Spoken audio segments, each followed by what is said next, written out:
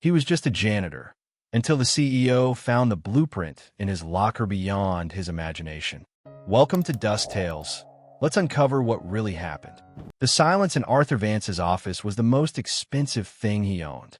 It was a cathedral of quiet, built on 70 floors of steel and ambition, insulated from the city's roar by panes of glass an inch thick. From this perch, the world was a distant, orderly abstraction, a flowchart of logistics and capital. Yet, the silence had begun to feel less like peace and more like a vacuum. It was the sound of a heart that had stopped beating. Arthur stood at the vast, floor-to-ceiling window, his reflection a ghost superimposed over the sprawling metropolis his father had conquered. He wore his father's title, sat in his father's chair, and felt the crushing weight of his father's legacy like a suit of armor he was slowly suffocating in. His father, the legendary titan of industry, had been a builder, a man who saw the world in blueprints and possibilities. Arthur, by contrast, was a caretaker, a manager of decline, a man who saw the world in quarterly reports and shrinking profit margins. The Vance Corporation, once a behemoth of American manufacturing and innovation, was now a lumbering giant, its joints stiff with bureaucracy, its spirit bled out by 1,000 cost-saving measures. They no longer created, they merely sustained. And lately, even that was in doubt. Their competitors, leaner and hungrier, were circling, their new technologies making Vance's time-tested methods look like relics from a bygone era. The silence was broken by the soft, almost imperceptible hiss of the office door. Elias Thorne entered without a word, his movements as quiet and practiced as a prayer. He was the night janitor, a man in his late 50s with a face carved by a sorrow Arthur couldn't name and a dignity that seemed out of place amidst the polished chrome and leather. Elias moved with a slow, deliberate grace, his hands calloused and sure, wiping down surfaces, emptying wastebaskets, restoring order to a world that felt, to Arthur, increasingly chaotic. He was a part of the building's unseen machinery, a ghost who polished the monuments of other men's success. Arthur never spoke to him, and Elias never offered a word. It was a silent, unspoken contract of their differing orbits. Yet, Arthur found himself watching the old man. He watched the way Elias's hands, though rough, moved with a surprising gentleness, the way his eyes, though often downcast, missed nothing. There was a stillness about him, a self-contained world of thought that Arthur, in his gilded cage, envied. This evening, the silence felt heavier than usual. Arthur had just come from a board meeting that had been less a meeting and more a slow, polite execution. Their flagship engine line, the one that had built the company, was obsolete. A rival had unveiled a new design, smaller, more efficient, and more powerful. Vance Corp had nothing to counter it. The board had given him an ultimatum: present a viable alternative in 1 month, or they would begin the process of a restructuring, a bloodless word for a corporate dismemberment. 1 month to save an empire. It was an impossible task. His R&D department, once a wellspring of innovation, was now a stagnant pond of risk-averse engineers who hadn't produced a truly new idea in a decade. He was adrift, the captain of a sinking ship with a mutinous crew and no land in sight. Lost in his thoughts, he didn't notice that Elias had finished his work and was leaving, his cart squeaking softly down the hall. Arthur turned from the window, the city lights a blur of indifferent stars, and felt a wave of despair so profound it almost buckled his knees. He walked out of his office, needing to move, to escape the suffocating quiet of his own failure. He wandered the empty, echoing corridors of the executive floor, a king in a deserted castle. He took the elevator down, not to the lobby, but to the lower levels of the building's guts. Here, the plush carpets gave way to polished concrete, the mahogany walls to painted cinder block. This was the world where the real work happened, a world he rarely saw.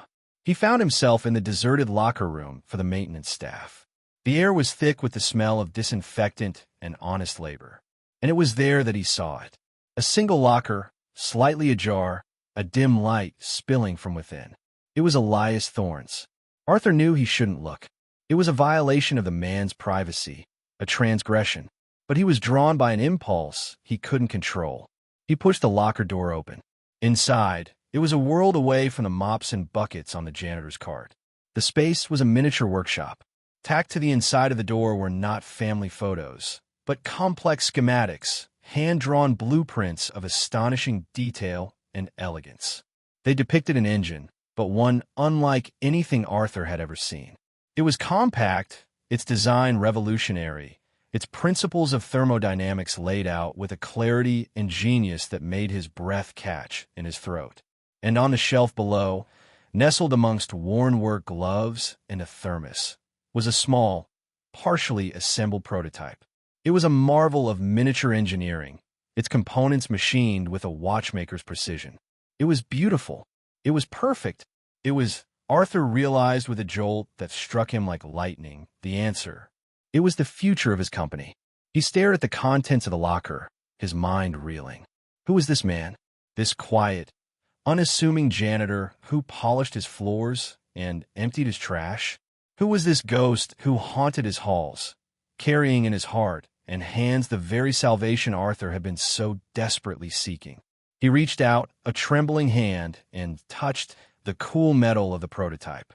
In that moment, the silence of the building was broken by a new sound, the soft, steady beat of his own, returning hope.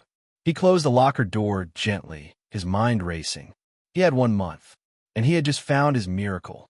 Now, he had to convince the miracle worker to share it. The next evening, Arthur waited. He sat in his vast, silent office, the city lights painting patterns on the floor, and he waited for the sound of the janitor's cart. The hours crawled by, each tick of the grandfather clock in the corner a small, sharp blow against his composure. The prototype, the blueprints, they had haunted his sleep, a tantalizing vision of salvation that felt more like a dream than a reality. He had spent the day in a fugue state, going through the motions of his duties, his mind consumed by a single, burning question. Who was Elias Thorne? When the soft hiss of the door finally announced Elias's arrival, Arthur stood, his heart pounding. Elias entered, his movements as practiced and unobtrusive as always. He nodded once to Arthur, a gesture of silent acknowledgement, and began his work. Elias, Arthur said, his voice sounding too loud in the quiet room. Elias paused, his hand hovering over the wastebasket. He turned slowly, his expression one of polite, professional inquiry. Sir, please, Arthur said, gesturing to one of the plush leather chairs opposite his desk. Sit down. I need to speak with you. Elias hesitated, a flicker of confusion in his calm eyes. A janitor did not sit in the CEO's guest chair. It was a violation of the unwritten laws that governed their separate worlds. But there was an intensity in Arthur's gaze, a raw urgency that compelled him. He moved to the chair and sat, his posture straight, his work-worn hands resting on his knees. He looked less like a janitor and more like a king in disguise, holding court in a foreign land. Arthur took a breath. I was in the maintenance locker room last night, he began, deciding that directness was the only path. Your locker was open. I saw the engine. Elias's face, which had been so placid, instantly hardened. A shudder came down over his eyes, his expression becoming guarded, impenetrable. His body tensed, the quiet dignity replaced by a fierce, protective stillness. That is my private property, he said, his voice low and cold. I know, and I apologize for the intrusion, Arthur said quickly. But Elias, what I saw, it's brilliant. It's revolutionary. It's the most innovative piece of engineering I've seen in 20 years. Elias said nothing. His silence was a wall, and Arthur knew he had to find a way to breach it. My company is in trouble, Arthur continued, leaning forward, his voice dropping, shedding the CEO's authority and taking on the raw edge of desperation. We're on the verge of collapse. That design, it could save us. It could save everything my father built. The mention of his father seemed to strike a chord. A flicker of something, pain, memory, passed through Elias's eyes before the shutter came down again.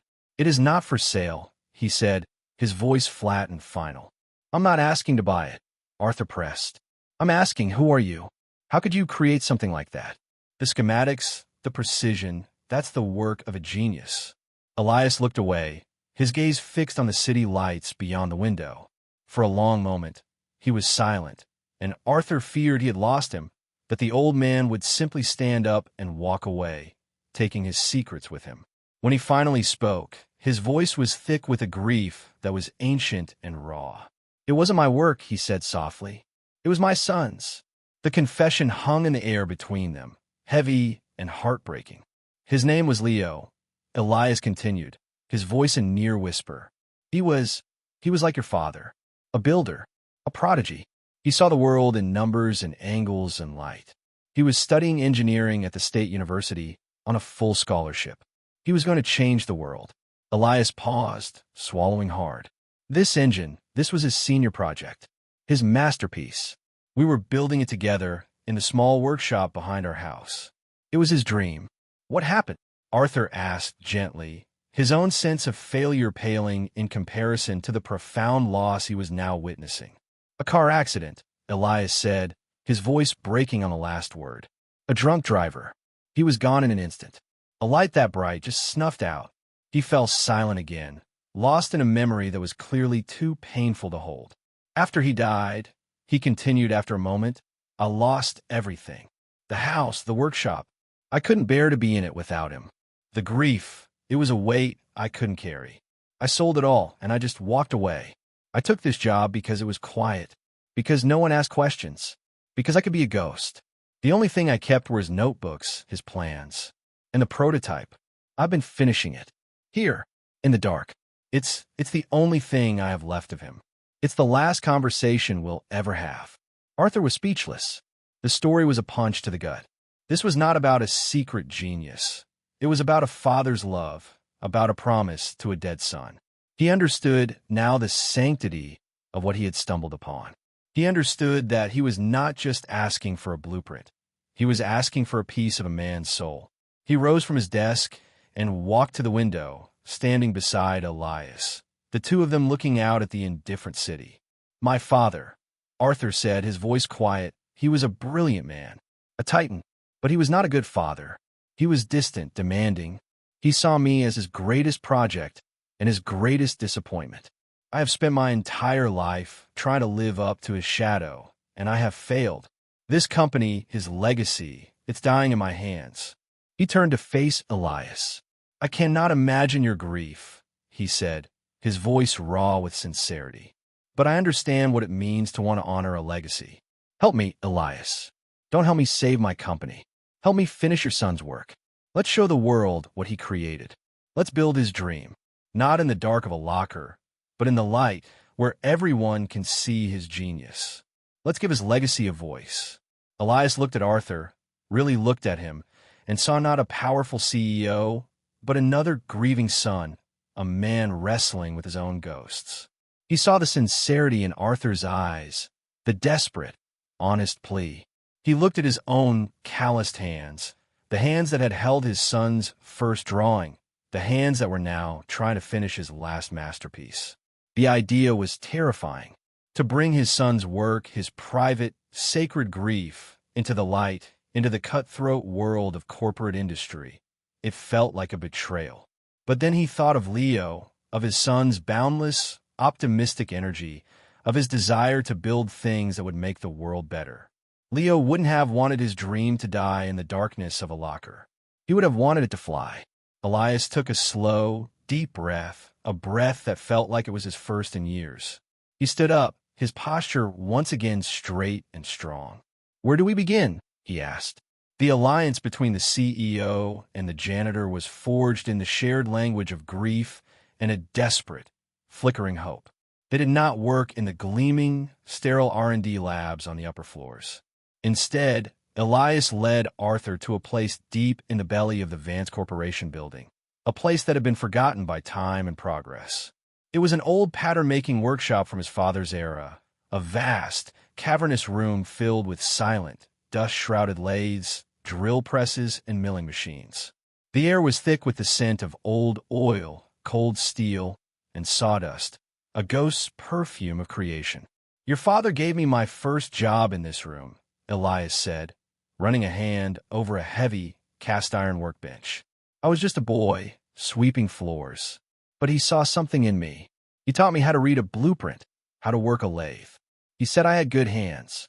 This small revelation struck Arthur with the force of a physical blow. His father, the remote, demanding figure of his childhood, had been a mentor to this quiet, unassuming man. There were entire worlds within his own father's life that he knew nothing about. This workshop became their sanctuary, their secret forge. By day, Arthur was the embattled CEO, fending off the circling vultures of the board and the relentless pressure from his rival, Marcus Thorne. By night, he would shed his expensive suit, roll up his sleeves, and become Elias's apprentice. Under Elias's patient, expert guidance, Arthur learned the visceral, tactile language of manufacturing. He learned the feel of a perfectly balanced tool, the smell of hot metal, the satisfying bite of a drill into a block of steel. His hands, once soft and accustomed only to paper and pens, grew calloused and stained with grease. He was not just building an engine. He was rebuilding himself, connecting with his father's legacy not through a balance sheet, but through the honest, arduous work of creation. Elias, in turn, began to emerge from the shell of his grief. In the focused, purposeful work, he found a respite from his sorrow. Teaching Arthur, seeing the younger man's genuine respect and eagerness to learn, rekindled a part of him he thought had died with his son. He would speak of Leo, not with the raw pain of before, but with a quiet, loving pride. He would point to a specific gear ratio or a unique piston design and say, "This was Leo's idea." He said it would reduce friction by 12%. He was right. They worked in a comfortable, productive silence, punctuated by the hum of machinery and the quiet murmur of their collaboration. The bond that formed between them was deep and unspoken, a friendship built on mutual respect and a shared mission. Arthur saw in Elias the father he had always wanted, a patient teacher, a quiet source of wisdom and strength. Elias saw in Arthur the potential of his own son, the bright, capable young man, now burdened with a weight too heavy to carry alone. One night, as they were calibrating the fuel injection system, Arthur spoke of his rival. "His name is Marcus Thorne," he said, his voice tight. "He was my father's protege, in a way. He's brilliant, ruthless, and he believes he is the rightful heir to this company. He's been trying to force me out since the day my father died. Men like that don't build," Elias said, his eyes fixed on his work. "They only take. They see a beautiful thing, and their only instinct is to own it or to break it. You have to be careful, Arthur. He will not play by the rules." Elias's words were prophetic. Thorne, sensing that something was amiss, that Arthur's desperation had been replaced by a new, quiet confidence, intensified his efforts. He had a network of informants within the company, employees loyal to him, either through ambition or fear. One of them, a junior engineer in the R&D department, noticed the strange requisitions for raw materials, the odd power drains from the old workshop, and reported back to his master. Thorne knew something was happening. He couldn't get inside the workshop. Elias had repurposed the old, heavy steel door and fitted it with a lock only he and Arthur could open, but he could attack from the outside. He began a campaign of corporate sabotage. He leaked false, damaging rumors to the financial press about Vance Corp's instability. He poached two of Arthur's key department heads with outrageous salary offers. He put pressure on their suppliers, causing critical delays in their other production lines. It was a war of 1,000 cuts designed to bleed the company and distract Arthur, to force him to abandon whatever secret project he was working on. The pressure was immense. Arthur was stretched to his breaking point, spending his days in frantic damage control and his nights in the workshop. He grew tired, his face drawn, the circles under his eyes darkening. One night, he made a critical mistake, miscalculating a tolerance on a piece he was machining, ruining a vital, custom-made component. He swore, throwing the ruined piece across the room in a rare display of frustration. "It's hopeless," he said, slumping onto a stool, his head in his hands. "He's going to win. He's going to tear it all down, and there's nothing I can do." Elias walked over and placed a heavy, reassuring hand on his shoulder. He said nothing for a long moment. Then he pointed to the large, complex blueprint of the engine tacked to the wall. "Look at that, Arthur," he said softly. "Your rival, he sees a machine. He sees profits and patents. I see my son's heart. You see your father's legacy. We're not fighting for a company. We are fighting for something more. And that is a fight we cannot lose." He picked up the ruined component. "This is just steel," he said. "We can make another one. What we are building in here, what we are building in ourselves, that is the thing he can never touch." Arthur looked up at the old man, at the quiet, unshakable strength in his eyes, and felt his own resolve return, stronger than before. The bond between them had been tested, and it had held. They went back to work, the sound of their labor a defiant answer to the chaos Thorne was trying to create. They were no longer just a CEO and a janitor. They were partners, a two-man army fighting a silent war in the heart of the Empire, and they were beginning to believe they could actually win. The 1-month deadline loomed like a guillotine. The board meeting was scheduled for a Friday, and, as the date approached, the pressure of the old workshop became a palpable thing, as thick and charged as the air before a lightning strike. Marcus Thorne had escalated his corporate assault, launching a hostile takeover bid backed by a consortium of foreign investors. The move was audacious, a public declaration of war, and it sent the company's stock into a tailspin. The board was panicking. Arthur was inundated with frantic calls, his days a blur of crisis meetings and reassuring speeches to his demoralized employees. But every night, he would retreat to the sanctuary of the workshop, to the quiet focus of the work, and to the steady, calming presence of Elias Thorne. They worked with a feverish intensity, their movements a synchronized dance of creation. The engine was nearly complete. It sat on the central workbench, a compact, beautiful piece of machinery, its polished steel and brass components gleaming under the bare work lights. It was more than a machine. It was a sculpture, a testament to a boy's genius and a father's love. They needed only to finish the final assembly and run the first diagnostic test. Thor knew he was running out of time. His takeover bid was contingent on Vance Corp's failure to produce a viable new technology. If Arthur and Elias succeeded, his entire strategy would collapse. He had to stop them. He couldn't get into the workshop, but he knew its weak point, its connection to the factory's main power grid. On the Wednesday night before the board meeting, Thorne made his move. He used a bribed night shift foreman to orchestrate a catastrophic power surge in the section of the factory that housed the old workshop. The lights in the workshop flickered, buzzed violently, and then went out, plunging them into absolute darkness.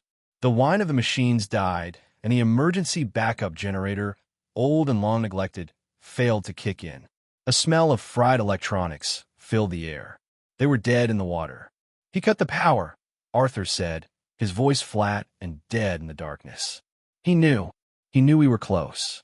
For a moment, a profound and utter despair settled over them. They were so close, only to be thwarted by a simple, brutal act of sabotage. But Elias did not panic. He stood in the darkness, and Arthur could feel his calm, a solid, unshakable presence. "There's always a way, Arthur," Elias said, his voice a low rumble. "My father used to have a secondary generator, a small gas-powered one, for his private lab. He never trusted the main grid completely. It's been sitting in the old storage cage for 30 years. If the parts haven't rusted through, we might be able to get it running." For the next hour, they worked by flashlight and lantern, a desperate, frantic race against time. They found the old generator, a relic covered in dust and cobwebs. Elias, with Arthur as his determined but clumsy assistant, began to dismantle it, his hands moving with an instinctual knowledge of its inner workings. He cleaned the spark plugs, cleared the fuel lines, and rewired the frayed connections. It was a painstaking, frustrating process. Parts were missing. Wires crumbled in their hands. The fuel in the tank had long since turned to varnish. At one point, Arthur, his hands bleeding from a slipped wrench, was ready to give up. "It's no use, Elias. It's over." "No," Elias said, his voice firm, his face grim with determination in the flickering lantern light. Leo never gave up on a problem. he would just look at it from a different angle. We're looking at this as a power problem. It's not. It's a fuel problem. He disappeared into the darkness of the factory and returned a few minutes later with a can of cleaning solvent and a length of copper tubing. What followed was a piece of pure, improvisational genius. Elias jury-rigged a new fuel line, using the solvent as a makeshift, highly volatile fuel. It was dangerous. It was unorthodox. It was their only chance. "Stand back," he said. He took a deep breath and pulled the starter cord. The generator sputtered, coughed, and then, with a deafening roar, it shuddered to life. A single, bare light bulb hanging from the ceiling flickered, then burned with a steady, defiant glow. They had light. They had power. They had a chance. They worked through the rest of the night, and all through the next day, a two-man crew running on coffee, adrenaline, and sheer force of will. They completed the final assembly, their movements precise and economical, their exhaustion burned away by the urgency of their mission. As dawn broke on the morning of the board meeting, they were ready. They stood before the finished engine, their faces smudged with grease, their bodies aching, but their spirits unbroken. It was a moment of profound, quiet triumph. Arthur looked at the engine, then at Elias. "He would be so proud of you," Arthur said, his voice thick with an emotion that went beyond gratitude. "No," Elias said, placing a hand on the engine's cool, metal housing. "He would be proud of us." The board meeting was held in the cavernous, intimidating main boardroom. The air was thick with tension and hostility.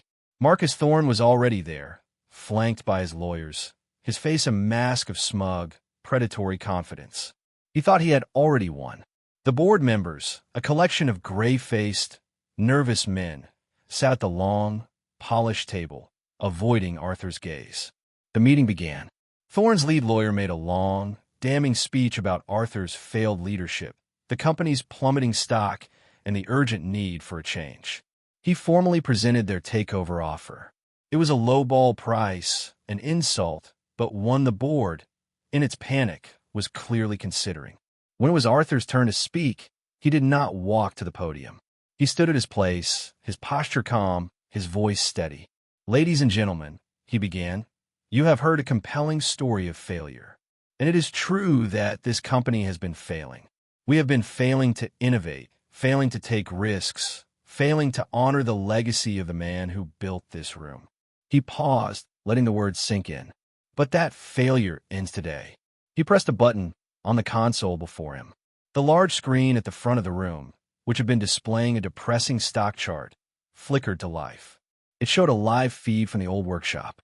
In the center of the room, on a testing rig, was the engine. Elias Thorne stood beside it, his hands resting on the control panel. He was no longer a janitor in a faded uniform. He was a master craftsman in his element, his face calm and authoritative. "For the past month," Arthur continued, his voice ringing with a newfound power, "we have been working on a project. A secret, a new beginning. What you are about to see is not just a new engine. It is the future of this company." He nodded to the screen. "Elias," he said, "if you would." In the workshop, Elias nodded back. He threw a switch. The engine turned over, it sounded low, powerful, and perfectly balanced hum. It was quieter, smoother, and as the data began to stream across the screen, more powerful and efficient than anything in the industry. It was a masterpiece. The boardroom was silent. The board members stared at the screen, their faces a mixture of astonishment and dawning awe. Marcus Thorne's jaw had gone slack, the color draining from his face. He was staring at the impossible.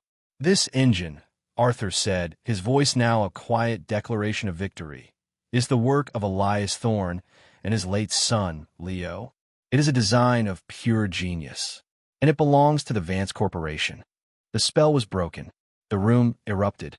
The board members were on their feet, their faces alight with excitement. The takeover offer was forgotten, a piece of irrelevant history. The future was humming on the screen before them. Thorne and his lawyers sat frozen, their empire of lies and intimidation crumbling around them. Arthur walked to the head of the table and looked at Thorne, not with triumph, but with a kind of pity. "The meeting is over, Marcus," he said quietly. "And so are you. The battle was won. The company was saved, and two grieving sons had, together, honored the legacies of their fathers and, in the process, had forged their own. The silence in the workshop that evening was one of deep, shared contentment. Arthur and Elias stood before the cooling engine, a monument to their strange, improbable partnership. The janitor and the CEO, the father who had lost a son, and the son who had never truly had a father. They had met in the wreckage of their separate griefs and had built something new, something beautiful, something that would last. The future of the company was secure, but more than that, the future of the two men who had saved it was, for the first time, bright with a clear and unwavering light.